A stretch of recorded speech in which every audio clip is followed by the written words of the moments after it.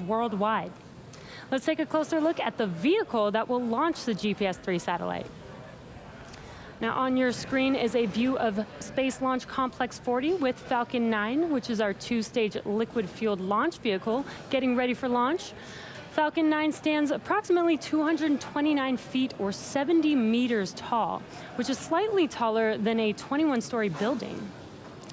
That bottom two-thirds of the vehicle is a brand new first stage, and its job is to accelerate the vehicle all the way to the edge of space, where it will drop off the second stage carrying the payload.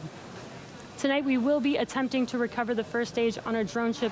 Just read the instructions tonight, which is currently about 350 nautical miles northeast of our launch site, and you can see that on your screen. What's really exciting is that this specific booster is planned to support the GPS-3 mission next year, which will be the first time the U.S. Space Force has agreed to fly a flight-proven booster. So we're really excited about that.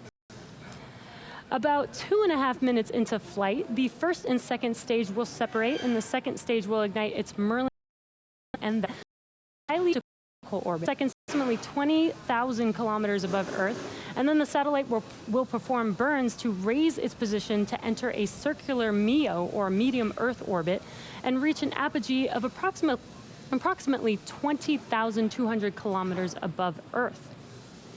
Inside of that structure that you see right there in front of you on your screen is the GPS-3 satellite, and that structure is what we call the payload fairing, which is about 17 feet in diameter, or 5 meters in diameter, and about 43 feet or 13 meters tall.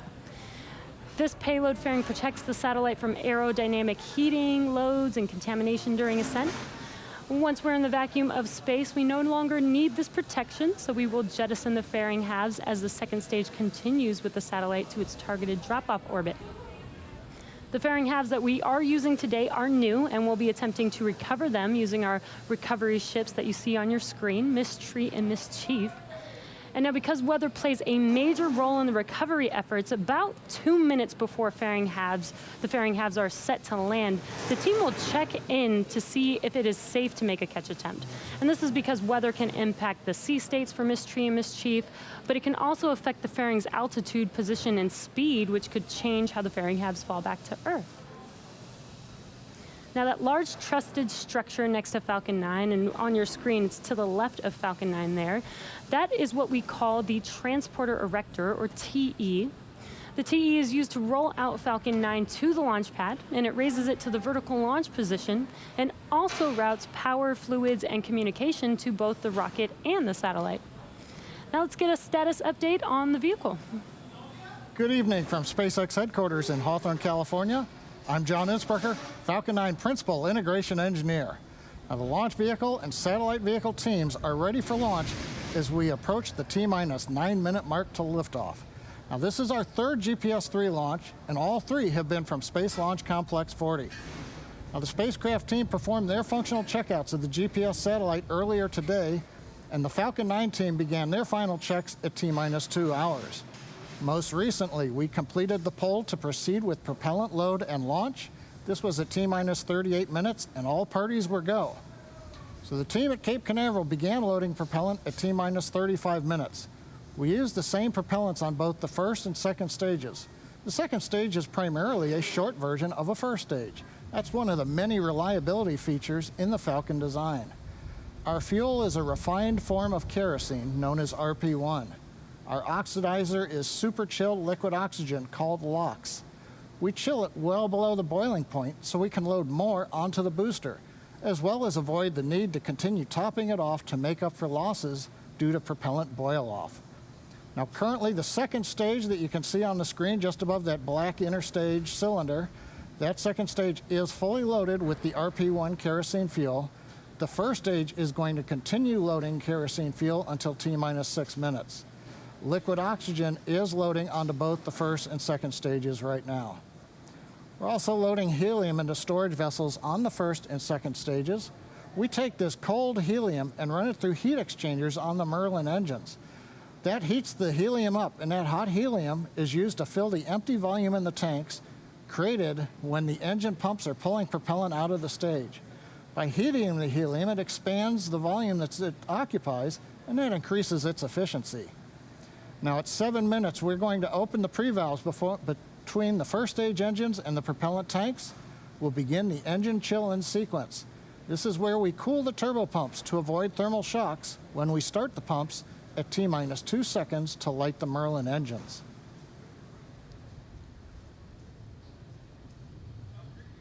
And we're inside 7 minutes, and we've heard the call that engine chill has begun right on time.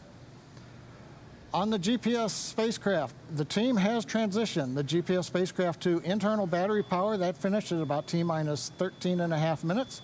That is their last major activity that's required before launch. On the range, the eastern range is ready to support. They are green and go. And the good news on the weather, while we've been dodging thick clouds that may have forced a launch scrub, for the moment, the weather officer believes that the cloud layers are thin enough and may just get past us that we aren't going to have an issue. We'll continue to listen, but 6 minutes and 19 seconds to go, we should be able to get there. Now, if we do have to call a hold on today's launch, we have a backup opportunity tomorrow. Liftoff would be a few minutes earlier at 9:39 p.m. Eastern Time. But right now, all systems continue to be go for a liftoff just past 43 minutes after the hour. As we mentioned earlier, today's mission is for the U.S. Space Force launching the GPS-3 Space Vehicle 4 payload. Now we'll hear from the Air Force's Lieutenant Colonel Margaret Sullivan and Lockheed Martin's Tanya Ladwig for more information on tonight's payload.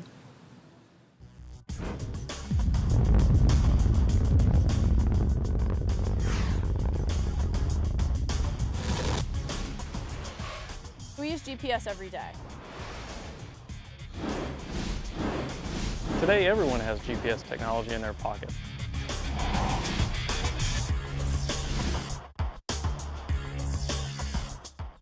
It's 25 years of space-based position, navigation, and timing, supporting the entire world. GPS touches the lives of everyday people all the time.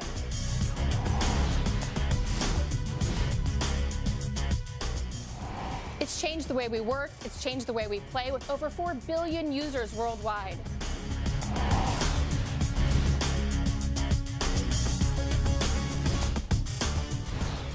We're already preparing for the next generation of GPS satellites with our GPS-3 follow-on contract, and we're inserting greater technology for greater capability.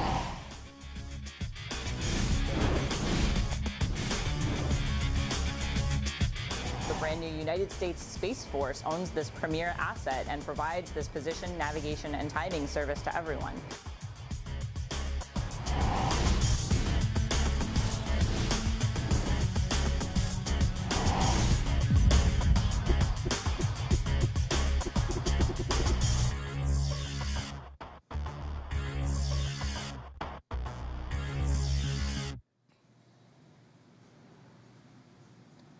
We're just over 4 minutes from liftoff. Everything continues to be go for launch. Right now, the clamp arms around the second stage are opening. We are about to retract the strongback away from the Falcon 9. We're going to move it about 2 degrees away. You can see on the monitor the arms are open. We've pressurized the stages as part of that. And right now we are moving away, like I said, about 2 degrees away. At liftoff, hydraulics will then pull the strongback to a position that's 45 degrees away from the rocket to make sure we're clear for liftoff. Now, first stage fuel loading did complete on time at T-minus 6 minutes. We're waiting to hear first stage LOX load complete at T-minus 3, and then a minute later, LOX loading on second stage. Strongback lower has been announced closeout for flight, so the strongback is in position, ready to support launch. At 1 minute before liftoff, you're going to hear the announcement Falcon 9 is in startup. That means the rocket's own internal computers are autonomously controlling the Falcon 9 countdown. Coming up on 3 minutes, waiting to hear how LOX loading is going.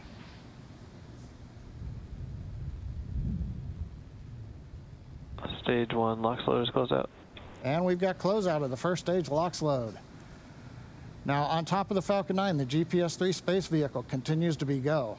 They have done their last activity, getting on internal power. They're waiting for liftoff now. Good news, Falcon 9 team, GPS team, we're working no issues on the rocket, and the weather continues to be green and good for launch.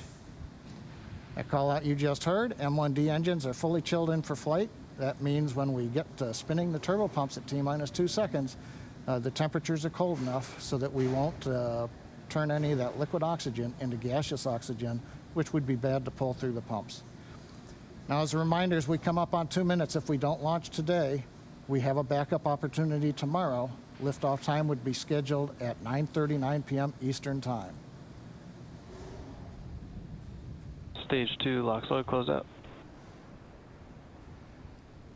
We're inside 2 minutes, closing out liquid oxygen on the second stage. We're now going to begin draining the liquid oxygen down the strongback, away from the second stage, back down through the lines, making sure that everything is clear out of that strongback for liftoff. And that's what's going to be creating the white clouds that you can see around the rocket right now coming off of the strongback as we vent the gaseous oxygen that's very cold, and it meets the warm, humid Florida air, and you get the big white clouds of condensation. That's normal for us. Next major activity again at T-minus 1 minute will be in startup. First and second stages will also begin to pressurize for launch.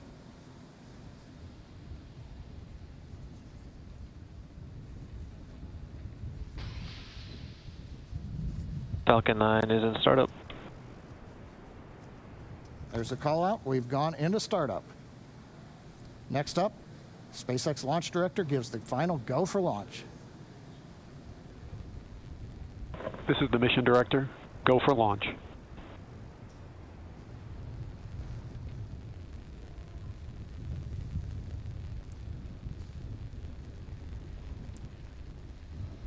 We're coming up at T-minus 30 seconds. Everything looking good. All systems are go for launch of Falcon 9 with the GPS-3 space vehicle number 4.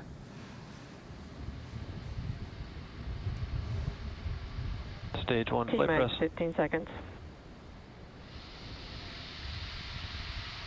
10, 9, 8, 7, 6, 5, 4, 3, and we have an abort. All agencies stand by.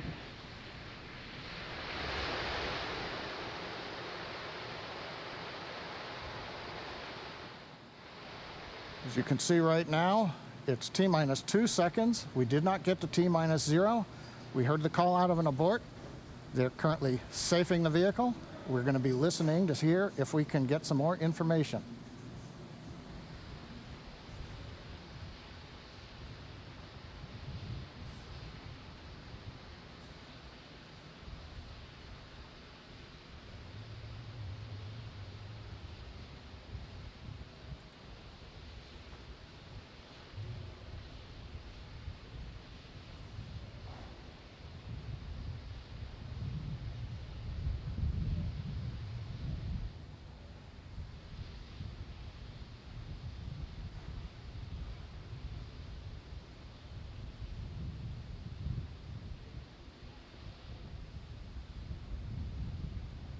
John Innsbrucker back again.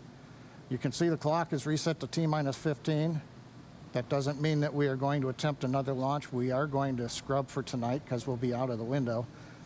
However, that's where the clock resets to as they begin safing the vehicle. Right now the team is busy making sure that the automated sequences to safe the launch vehicle are underway.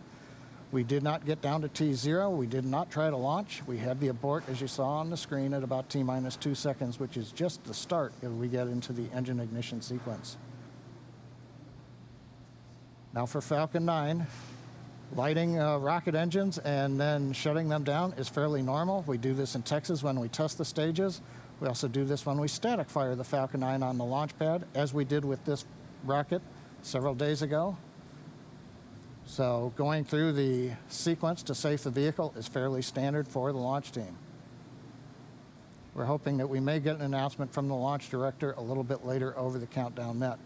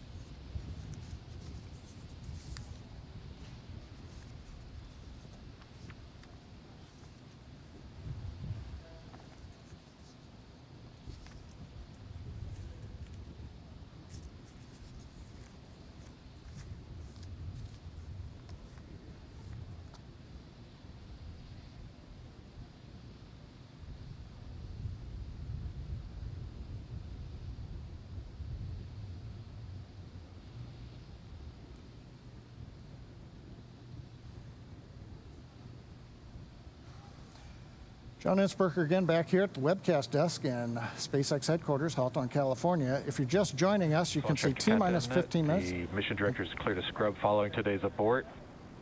Stand by for discussion on recycle. We've just heard the SpaceX launch director on the countdown net announce what we talked about earlier. We have a scrub for the evening. If you are with us, we got down to about T-minus 2 seconds approximately. We haven't seen the actual shutdown time. We were just starting the engine ignition sequence when we had a hold. We then began safing. We did not get into lighting all 9 of the Merlin rocket engines. Right now we're waiting to hear if there's anybody else coming up on the countdown net, but it doesn't appear so. So we did we did hold the countdown at about T-minus 2 seconds. Because our window only lasted 15 minutes tonight and we don't know how to quickly solve the issue and try to recycle the launch, plus we had already loaded propellant and we can't hold once we do that, we are scrubbed for the night, as you heard just a moment ago from the SpaceX launch director on the countdown net. We're going to hold on for just a little bit more, see if we can bring you any other information. Right now we're still waiting to find out whether it was a ground or a flight vehicle issue that caused us to hold the countdown and scrub for the night.